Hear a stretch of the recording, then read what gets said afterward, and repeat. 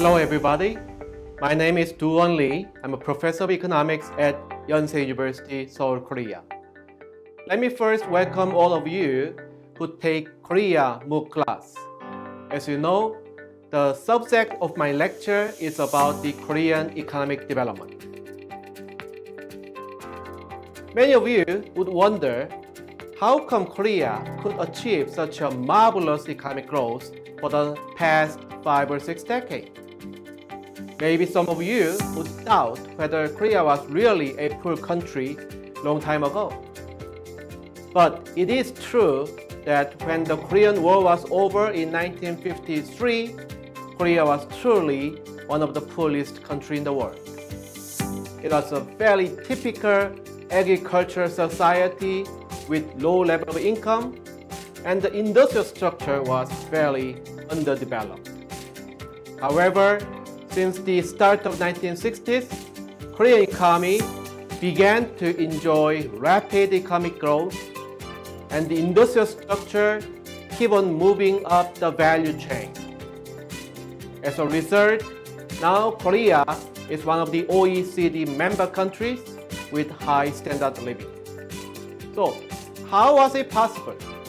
What was the difference between Korea and the other developing countries? What kinds of policies did Korean government employ? So many people call the success of the Korean economic growth as a miracle of the Han River.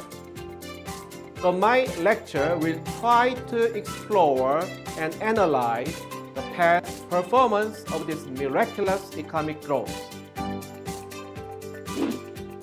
My lecture will be composed of 2 parts. The first part will review the main economic policy changes in each decade.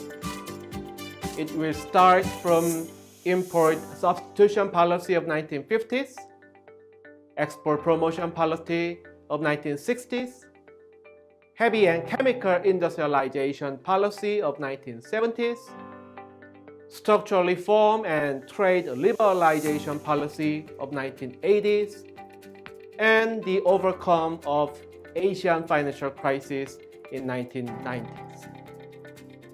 The second part of my lecture will deal with more specific topics. They will include macroeconomic management, industrial structure, and the North Korean economy. I will look at the monetary policy and fiscal policy of the Korean government in order to analyze how the macroeconomic stability was maintained. Also, we will look at the market structure and unique characteristics of the Korean corporate sector. Lastly, the North Korean economic development will be reviewed, and we will try to analyze the difficulties of the North Korean economy today. Also, we will try to introduce the main controversial issues of unification. It is my hope that after you take my lecture, you will have a better understanding of the Korean economy. I hope that you will be able to explore and figure out the main determinant factors of the Korean economic development.